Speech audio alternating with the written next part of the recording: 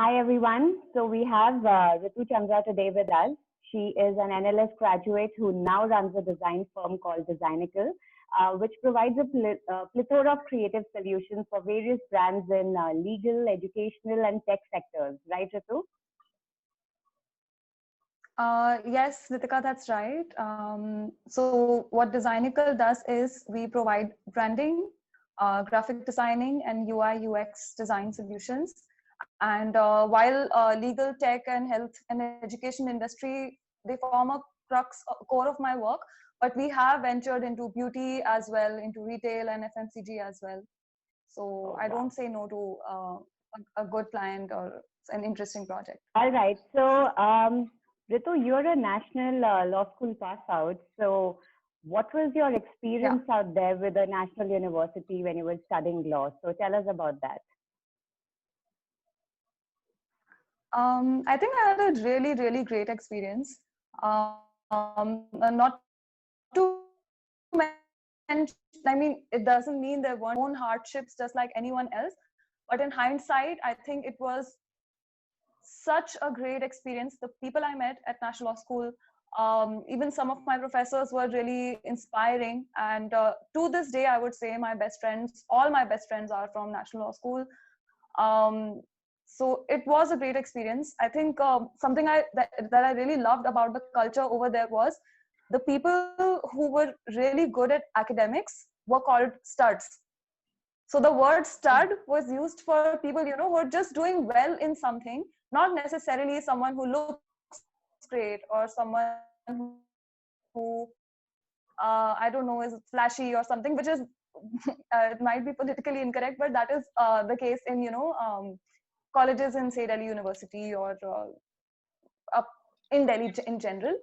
Um, so this is something I really love, that NLS, I felt it nurtured people who were doing well in something. And the passion I saw in my fellow classmates and my seniors, that is something, the being so earnest, that is something that I took away from that place. How did We the also, yeah, inclination, sorry to interrupt, how did the inclination nothing, to nothing. Mhm. go into the creative path come about? Like, where did that start from? Was it something that you always had? um, yeah, I was always creative, but now this is a funny thing. So I think a lot of people might agree, like if you can't sketch, you would think that I'm not creative. Mhm. So I was like that as well. I was not good at sketching, but I was really good at making things. Always, like since I was a child, and I used to just collect like waste lying around me, and I would make really good things out of it. Mhm. And that is how I spent a lot of my childhood. So, but I took it for granted. I never thought of having a career in something creative because I was good at academics. And oh god, sorry, just a second. Yeah, I was good at academics, so I thought that if you're getting into a good college, then why not just go ahead with it. But sometime in my second year, I felt that a different career, a creative career, might be a better option for me. And it took me 5 years to come to the decision to switch. It wasn't an instant thing. Okay. So, what was the catalyst behind that decision? So, you finished law school, you worked for a couple of Yeah. years. Yes. So I So, think when I graduated, I had an open mind. I knew that I don't want to do law for sure. And what are the other options? I wasn't in a hurry to explore them. So the main reason I picked the job that I was working at after law school was that the timing was really great. So they used to call us from 8:30 to 4 in the evening, and I would okay. have the evenings free. So I used 2 years to sharpen my creative skills. I took Hmm. after work, I would drive all across Delhi from Vasant Kunj to Patel Nagar and wow. take photography lessons. Come back home by 11. Hmm. Then again head off to work at 7 o'clock in the morning. So I really worked very, very hard to pick up creative skills and just explore that side to find Hmm. out what I like. And at the end of 2 years, even though I had a great time working at NET IIT, I really enjoyed my work life and I learned a lot from there as well. But then I think it was easier to take a call. And there were three options I had. One was doing an MBA. which I think anybody who's switching wants to try, entertain that option. And Sure, it the makes a lot second of things was, easier like later on as well. yeah. So the second was psychology, and the third was just whim, which was design. So, Okay. so Ritu, actually quite interesting. I mean, of course, there's a lot of effort that went behind, for you to get into the creative side here. But like you mentioned that somewhere in the second year of your law, you decided that, you would want to make that switch. So did you, like, you had anyone to give you that direction? Was there somebody in the industry that you were looking up to, or, as a mentor? No. I mean, Oh, that's the wow. short answer. There wasn't anyone. And even to this day, I don't think there is any, I don't have a mentor as such. Yeah. Okay. What about aspirational figures or examples across society, business? Yes. Okay, so this is really interesting. So I really follow Seth Godin. He's Yeah. a marketing guru, and I watch a lot. I read a lot of his books, and I watch a lot of his content. And he said in an interview, he said the hero model, it doesn't work, because if everybody is looking for a hero or everybody is looking for a mentor, it's not just the ratio. It doesn't work. Every mentor will have to have maybe thousands of people with them. So it doesn't work. So why don't you instead find people online, find personalities online who are sharing information, and let them be your guides. And I think for me, that has been great. I have just learned everything from the internet. In fact, lots of times, I in real life, I don't find people who want to do the same things that I do, that I want to do, or who want to have the same career path as me. So yeah, it is really helpful to find those people online, and there are lots of them who share very valuable information. Do you listen to a few podcasts or like certain bloggers as such? I follow YouTube channels. So yeah, so I listen to Seth Godin. I listen to there is this guy called Chris Do. I think anybody who's exploring getting into design should watch his YouTube channel. I think it's called Future. Future is his company, FUTUR.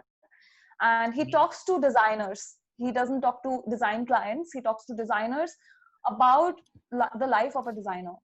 How you talk to clients, how you negotiate with them, how to get more money for the services you're giving, how to negotiate. So very real figures. And while not everything is applicable to our context, it's still very, very valuable information. Yeah. So what is your current agency do? Could you tell us a little bit about it? The kind of like your favorite projects that you worked on in the past. The clients that you've really loved. Okay, so Designical makes branding, graphic design, and UI UX for businesses in the health, education, and tech industries. That's the main core of my work. But every now and then I would get clients, someone from the beauty industry or someone from retail or FMCG, and I would work with them as well. So I'm always open to accepting more. But yes, most of the work I do is health, education, tech, finance, like slightly technical, you can say. Because what I love to do is, the thing is, the information in these fields is very, for the lack of a better word, it's boring for a normal consumer.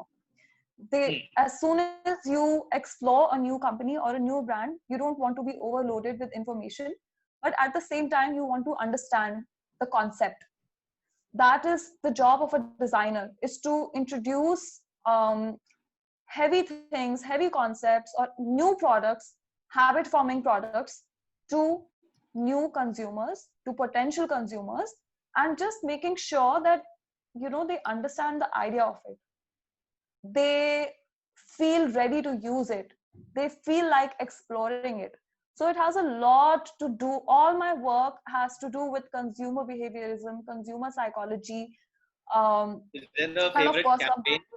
Is there a favorite campaign or something that you did that comes to mind?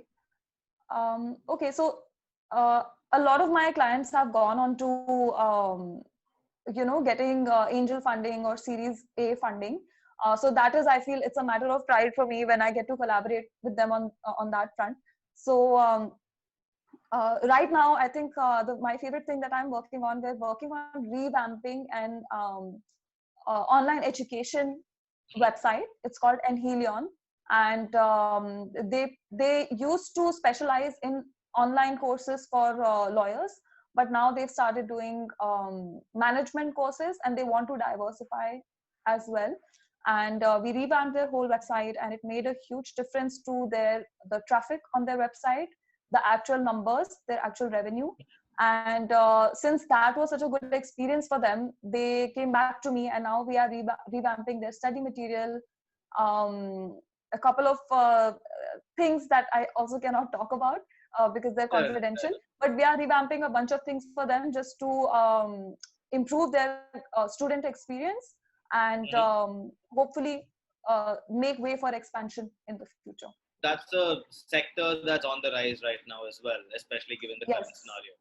Yes, So that's a really important aspect of our daily life right now, education and getting it online. So yeah, absolutely.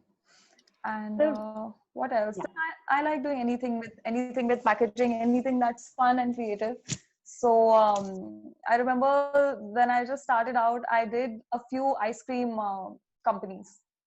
So they just, I don't know, they just met each other, and they just used to ask, who is the designer for this, and recommend me to each other. So I was working with 4 ice cream companies at the same time, and that was a lot of fun. And we used to go for photo shoots also, and literally we used to take pictures of say tens of ice cream scoops in one day. And did you get to eat any of that?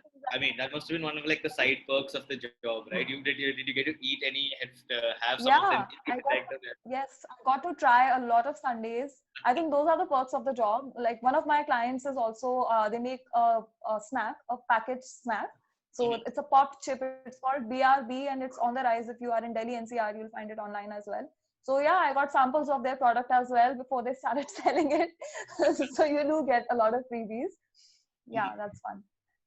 Interesting, Ritu. So, if I talk about your educational background, the experiences you've had so far to reach where you are right now. So, do you think your legal background, your experience, and your environment that you've come out from, has it contributed towards your current path that you've taken? That's a great question, Nikita. So I wanted to talk about this actually, because in case somebody listening wants to get into design, your educational background is very, very important when you get into design, because you need context. It's not just, drawing things or making it look pretty.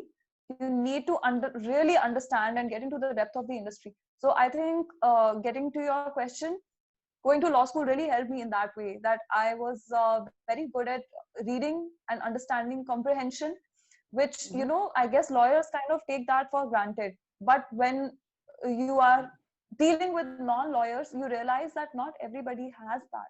And that's a big, big gift that helps you understand your clients in such a way that they prefer you over other designers, gives you an edge. So you're saying the legal background, does it contribute overtly? Do you mean that the clients have a certain sense of reassurance when they realize that you've gone through law school and come into this? It contributes overtly with respect to legal clients because they are the only ones who possibly it affects their judgment. Sure. So yes, I do get legal clients more, but it wouldn't be only on the basis of where I went to study. I think it's more on the basis of your first conversation with them, and they'll see your past work, they'll talk to you, and only if they feel that I can have confidence in this person and they will be able to, they understand what I'm saying. That's all I'm saying, that just knowing, reading comprehension, research, we are just used to diving into research. We put in the homework. I think that's something, the training of a lawyer. We love to read about anything that we are getting into. That's something that, again, not every person from every background has. But being a lawyer first, it really helped me understand my clients better. And I think sometimes they are really surprised when they talk to me that I have done so much research. Mm-hmm. And so do you yeah. see a lot of congruence in the legal and tech field right now? I mean, you would be ideally placed in a lot of ways to observe that. Yeah. I mean, I would say that the lockdown has pushed many legal companies to maybe explore tech more. Mm-hmm. Earlier, it was, I think there were more people in legal education. There was also legality, with legality is also an ex-law schoolite venture, and they work with online documentation. Okay. So that was a new thing in legal tech. But I think after the lockdown, more people are exploring mediation and arbitration online. And I know Sachin Malhan started a venture. Yeah. Two people Something, contacted. Yeah, I think that's what it's called. right? And two people also contacted me to make apps for them, like an arbitration app. So yeah, people are exploring legal tech even more. Okay, that's good. That's quite cool to hear. And what are the other? I mean, what's the goal for you for the year ahead, especially considering how this year has shifted the dynamics entirely? Yeah. I think for me, there are two goals. I want to be a better designer, and I want to improve my soft skills more. Okay. So I did use for a designer, you have to refresh your skills constantly because there are a lot of changes in our software and in design styles as well. So I used a lot of time during the lockdown to refresh my skills, but at the same time, I think that maybe entrepreneurs who come from a specific field will agree. If you have a background in something specific, you tend to give it too much weightage and not to the business aspect. So for me, it's like that. I've never given any attention to sales. And so far, I've just been getting clients through word of mouth. And it's been enough for me. It's been more than I can handle. But I want to learn sales even more. Maybe approach people. That, I think, it's the biggest challenge for me. I've never approached anyone. I've never gone for a job interview. So it's very difficult for me to do that, but I have to get myself into that mindset. Yeah. So, Ritu, I mean, we're towards the end of our conversation here. So, one very important thing that I would like to ask you out of curiosity as well, that so many lawyers would be listening to you. You know, it's very refreshing to see that, okay, there are a lot of other things, a lot of other opportunities that you can go for in spite of you being a lawyer. So, do you have any? Would you like to give a message to these, lawyers who are thinking of changing their career, and it takes a lot of guts to do that, So anything for them? Yeah, I have a few things. If you are planning to change your career, I would say the first thing is, if you have some time, also, consider the industry.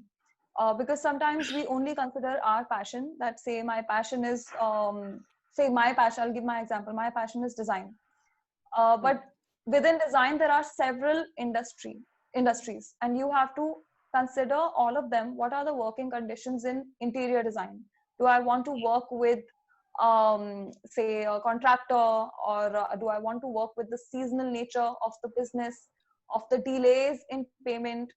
What is it that, if yes, then what is it that motivates me to get into interior design, where you have to work with more people and as a team? Physical aspect of the business is a lot more than, say, compared to graphic design, where you can work at home, but the value of per project is less. The time taken per project is also less as compared to interior design. So consider the industry that you are planning to step into, and weigh the pros and cons, then make your decision. Secondly, I would say, what else? If you can get some work experience, that will be amazing. If you can maybe take a few months off and intern somewhere, that really helps. I cannot stress that enough. Because if you just study and become a designer straight away, or whatever you want to do, it's very difficult. It's kind of like how, law school versus working as a practicing lawyer. There's a huge difference, and you learn a lot on the go. So it's the same with any field. Getting work experience is very important. And thirdly, if you're planning to switch, save some money, because it takes the pressure off. Exactly. It's okay if you're not earning for a few months. And you can also, by the way, when you have a job, you can start, you can have a safety boat. If you have a few hours in your working day, or if you have weekends free, you can use those hours to explore the potential industry that you want to get into. So that is also very helpful, because you don't have to cold turkey quit your job. You can explore it a little bit, and if you know that yes, this seems good, then you make the call. Sort of dip your toe in the water by like small gradual steps. It also gives you a clearer understanding if you want to get into that field or not. Yeah, it just helps you understand, right? Because we don't know. Like sometimes we don't know what is even motivating us to change our job. Is it because we hate our jobs, or because we actually want to pursue what we want to pursue? Yeah. So just identifying the reasons as to why you're interested as well. Yeah, it helps a lot. All right. Thank you so much for this conversation, Ritu. It's been really great speaking to you and understanding your career path as unorthodox as it has been. And I'm really glad you participated in this with us. So thank you so much. So goodbye from me, Nitika. Thank you, Ritu. It was so nice. It was a pleasure having you. Nice meeting you, Nitika. Yeah, all right. Likewise. Have a nice day. Bye, Ritu.